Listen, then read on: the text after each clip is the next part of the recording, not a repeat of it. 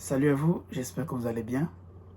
Alors, tout simplement aujourd'hui, on va continuer dans la même lancée que les jours précédents. Bien sûr, parler de l'immigration au Canada. Quoi d'autre? Alors, tout simplement, on va continuer toujours d'en parler par rapport aux différentes étapes ou procédures d'immigration parce qu'on est déjà en plein rentrée scolaire au niveau du Canada tantôt.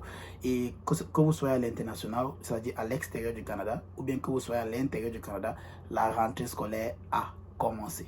Et quand ça commence, vous savez, il y a tellement de toum partout. Donc les établissements sont tellement surchargés avec les demandes d'admission, les offres d'admission, toutes ces choses.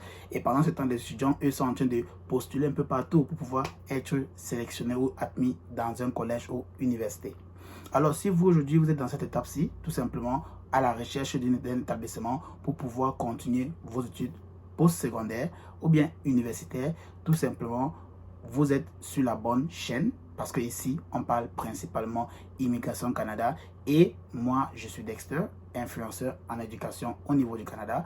J'invite ou bien je partage des informations qui sont déjà même disponibles pour certains et pour d'autres, je pars à la rencontre des personnes qui vivent certaines expériences en tant qu'étudiants et qui partagent leur expérience hors caméra, bien sûr. Dans la majorité tantôt, le font hors caméra, c'est pas grave. On prend tout, mais ce que je veux seulement vous faire comprendre, c'est que il y a tellement de choses qui arrivent et déjà il y a un de nos candidats qui arrive d'ici le 3 septembre, donc je pense c'est dimanche. Un de nos candidats, donc une personne qui a suivi la chaîne, une personne qui voit tous les contenus que j'ai mis, qui s'est lancé dans le SIA, donc comme on dit au pays là, dans le SIA, tout doucement, il a lancé sa procédure, tout jusqu'à, c'est quand la personne m'a écrit que c'est bon pour lui, il sera à Ontario, ils vont venir étudier au collège Boréal. Bravo déjà à vous. Dimanche, ils seront au Canada. J'espère que j'aurai le temps ce dimanche de les rencontrer ou aller à l'aéroport pour les attendre, tout simplement.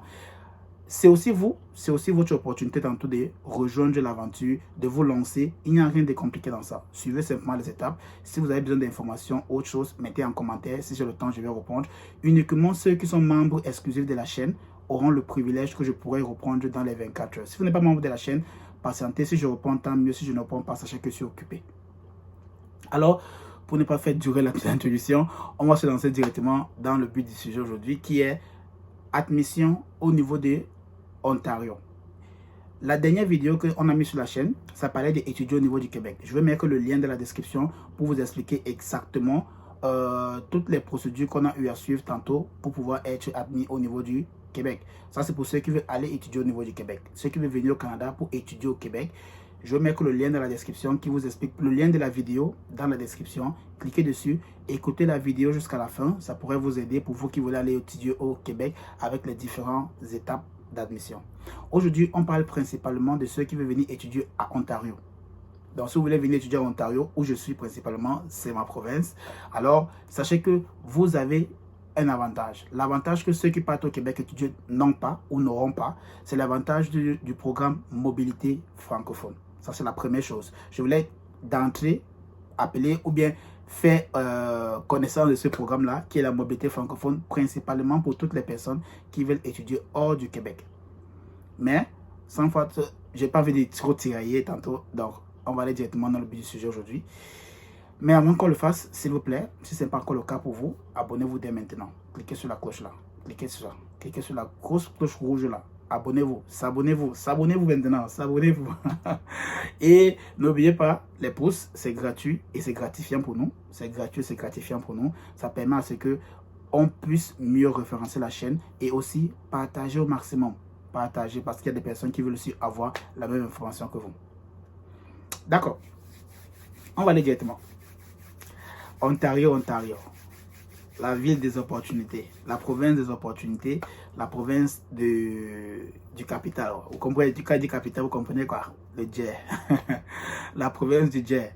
Bon, ce que vous devez comprendre déjà avec Ontario, c'est que Ontario, ou bien la province d'Ontario en général, c'est là-bas que la grande majorité des ambassades s'y trouve. La grande majorité des ambassades s'y trouvent à Ontario. Donc, surtout les ambassades africaines. Si vous êtes en Afrique, sachez que peut-être votre ambassade sera au niveau de Ontario. Ottawa, c'est une ville dans la province d'Ontario. Et c'est là-bas que la grande majorité des ambassades y sont. Donc, Ottawa, c'est une province, ou c'est une ville administrative, purement administrative. Et Toronto, c'est une ville purement économique. Vous voyez un peu, c'est là-bas qu'il y a tout l'argent du pays. C'est là-bas que vraiment ça circule beaucoup. Voilà. Comme vous le savez, Ontario, c'est une ville, je ne vais pas dire bilingue, c'est purement anglophone. C'est vrai qu'on parle français, mais c'est purement anglophone. On parle français parce que la langue, c'est une langue officielle au Canada. Mais Ontario, c'est une ville qui est purement anglophone. C'est pas comme Nouveau-Brunswick où c'est purement bilingue. Vous voyez un peu? Donc, Ontario, c'est purement anglophone. Donc, il y a des collèges purement francophones dans Ontario. Donc, ne pensez pas que parce que Ontario est purement anglophone, ça veut dire qu'il n'y a pas de collèges francophones. Non. Il y a des collèges francophones et même dans les collèges anglophones, il y a des programmes francophones. Maintenant, ça dépend de vous de chercher le programme que vous voulez effectuer tantôt pour pouvoir obtenir votre admission. Mais la procédure d'admission dans les collèges à l'Ontario est tout simple. Ce n'est pas complexe comme celui du Québec tantôt. Mais chaque province utilise un système de demande d'admission. Par exemple, ce n'est pas tous les collèges, comprenez bien, ce n'est pas tous les collèges qui sont à Ontario actuellement qui suivent le même système d'admission. Certains collèges ont signé ce décret-là ou bien ont signé le partenariat-là avec le système d'admission pour tous les étudiants internationaux. Vous voyez un peu, quand tu es local, par exemple, tu ne passes pas par ça. Tu peux directement postuler à l'établissement sans problème. Mais si tu es étudiant international, tu dois passer par ce système-là. On appelle ça sur le système OCAS. Donc c'est OCAS. Vous allez voir cela, ça sera expliqué un peu là. Je vais mettre tout cela, toutes les informations clés dans la description. Donc, c'est un système, on appelle ça le portail OCAS. Le portail OCAS, c'est là-bas que tous les étudiants internationaux, si vous voulez faire une demande d'admission dans un collège en particulier, tout simplement, allez dans ce portail-là, créez votre compte et là-bas, vous allez pouvoir voir les différents collèges, que possible, même les différents collèges à Ontario, auxquels vous pouvez postuler pour l'admission. Maintenant, je précise, ce n'est pas tous les collèges qui y sont. Les collèges, la grande majorité des collèges ont signé ce partenariat-là avec ce portail. Vous voyez un peu, c'est comme au Québec par exemple, il y a le SRAM. Vous voyez un peu le SRAM, c'est là-bas que la grande majorité de tous les cégeps ont signé le partenariat avec ce service ou bien ce système d'éducation où tous les étudiants internationaux doivent faire la demande d'admission par ce système-là. Vous ne faites pas la demande d'admission directement au cégep, non. Vous devez passer par ce portail-là pour faire la demande au cégep. Là, c'est pour le Québec. Mais pour Ontario, il y a le portail OCAS. C'est là-bas que vous devez faire la demande d'admission. Même pour ceux qui ont fait la demande d'admission pour le Collège Boréal, même pour le candidat qui va entrer ici, le 3 septembre, tantôt dimanche, il a fait sa demande par le portail OCAS. Et c'est par là-bas maintenant qu'il a choisi le Collège Boréal pour faire sa demande là-bas, choisir son programme et ensuite il a suivi les étapes. C'est rien, il n'y a rien de compliqué dans ça. Mais pour tous les portails d'admission dans chaque province, ils ont une chose en particulier. Le document le plus important qu'ils veulent, c'est le passeport. Le document le plus important qu'ils veulent, c'est le passeport. Voilà pourquoi j'ai toujours tiré ici. Le plus important pour vous, c'est d'obtenir d'abord votre passeport avant maintenant de lancer la procédure. Avant de commencer à chercher quel document vous devez ajouter sur votre passeport. Donc, si vous n'avez pas le passeport, ça serait très compliqué pour vous parce que les documents nationaux ou bien votre document du gouvernement, du gouvernement de votre pays, je ne dis pas que ce n'est pas bon, mais on va préférer choisir les candidats qui ont le passeport parce que ceux-là sont déjà même prêts à voyager que vous qui n'avez pas encore le passeport.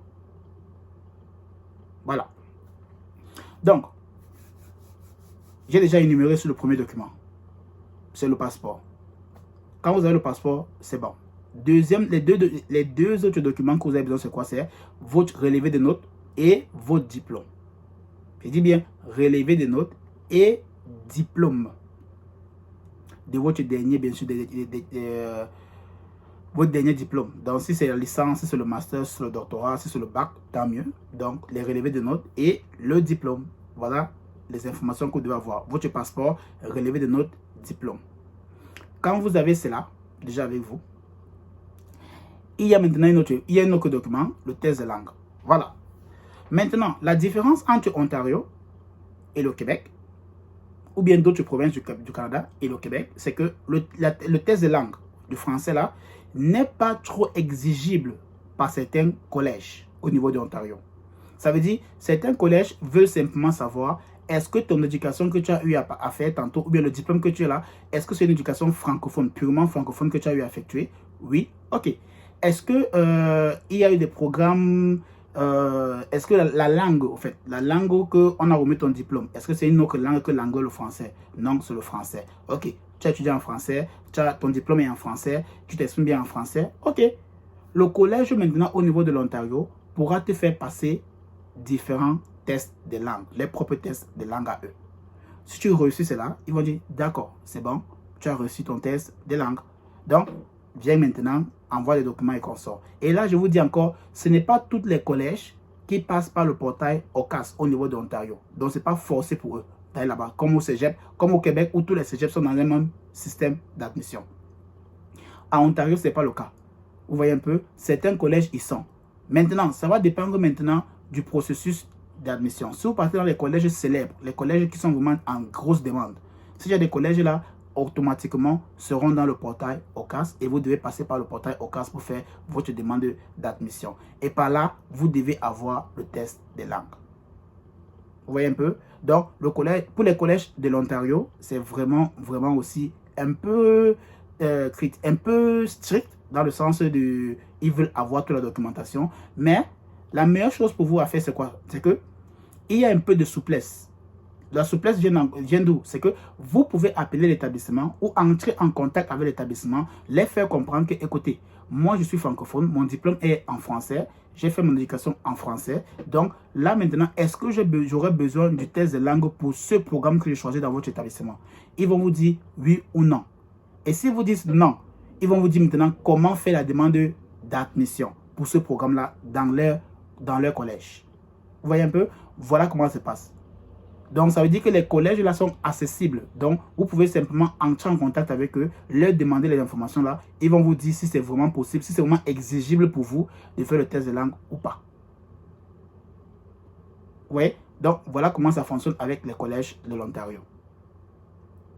C'est pas trop strict. Ne pensez pas que parce que j'ai dit non, c'est pas trop strict.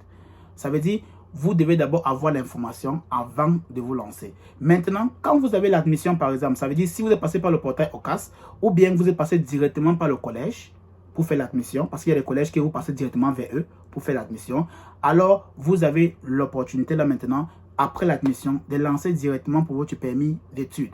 Vous ne passez pas par un CAQ, il n'y a pas de CAQ. Ça veut dire si vous avez reçu à passer du côté du portail d'OCAS pour faire la demande d'admission dans un collège, surtout les collèges publics et les collèges à grande influence, vous passez par le portail OCAS, vous créez votre profil, vous mettez vos informations avec le numéro de passeport, vous choisissez le collège que vous voulez étudier, le programme que vous voulez étudier, or vous demandez la documentation. Vous pouvez directement aussi faire l'évaluation de vos diplômes directement dans le portail OCAS et ensuite le diplôme sera ou les informations seront envoyées à l'établissement.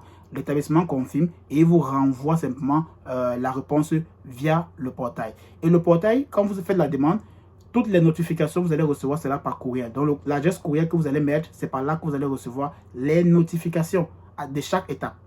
Et si c'est confirmé, vous maintenant, avec l'offre d'admission que vous avez reçue de l'établissement, vous passez directement au permis d'études. Vous voyez que la procédure peut aller de 1 à 3 mois. Le temps pour vous de remplir la documentation ou bien le temps pour vous de faire votre test de langue par exemple. Et j'ai toujours dit ici, faites le test de langue. Ça ne vous coûte pratiquement rien du tout. Ça ne vous coûte rien du tout de le faire. Parce que ça pourrait vous aider, pas seulement pour le programme d'études que vous allez faire là. Quand vous allez venir au Canada, vous pourrez tomber sur des opportunités. Et une des choses que j'aimerais préciser ici, c'est que le gouvernement du Canada change les procédures d'immigration à chaque moment. Ça veut dire, sur un an, ils peuvent changer 2 à 3 programmes. Et ça peut arriver que s'ils changent un programme, ils disent que, ok, tous les étudiants internationaux qui parlent français et avec un test de langue de français, par exemple, peuvent désormais postuler pour la résidence permanente via ce programme-ci. Vous voyez un peu? Et si le programme sort, vous n'avez pas le test de langue parce que vous voulez jouer le dur ou la dure, vous voulez arrêter l'argent contre vous, vous ne voulez pas dépenser l'argent pour faire le test de langue parce qu'il y a la procédure, ça prend tout le temps, c'est comme ça, c'est comme ça. Sachez que tout le monde est passé par là. Vous n'êtes pas la seule personne. Tout le monde qui est venu au Canada, tout le monde qui est ici au Canada, tous les Africains qui sont ici au Canada sont passés par la même procédure. Tout le monde. Donc, que vous le voulez, que vous ne voulez pas, vous allez patienter. Ça, c'est obligatoire.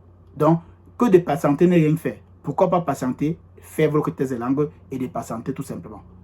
que de patienter, ne rien faire. Pourquoi pas faire votre test de langue et de patienter. Le temps que le résultat sorte, vous faites votre demande d'admission. Là maintenant, si ceux qui veulent faire la demande d'admission pour l'hiver 2024, ça veut dire pour janvier 2024, ça ne sert à rien.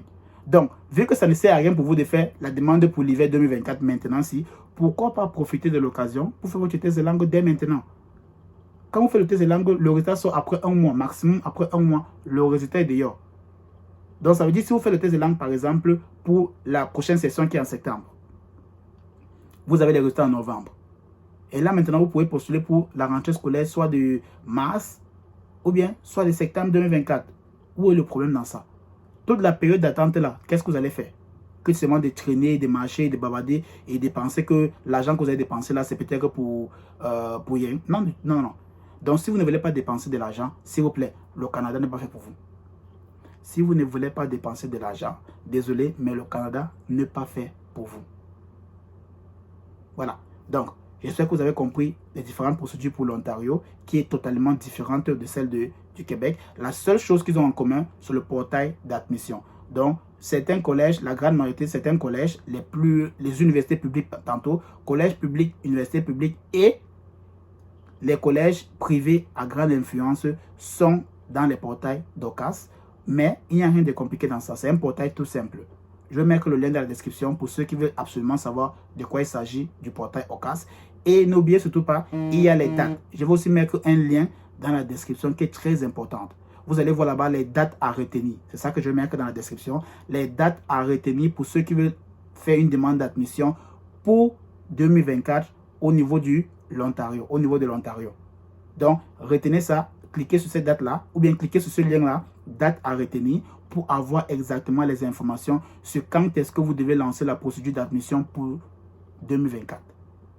Parce que si vous ratez cela, vous allez devoir attendre 2025. Voilà. J'espère que cette vidéo pourra vous aider pour ceux qui veulent venir étudier au niveau de l'Ontario. Et à bientôt, monsieur, pour mes vidéos.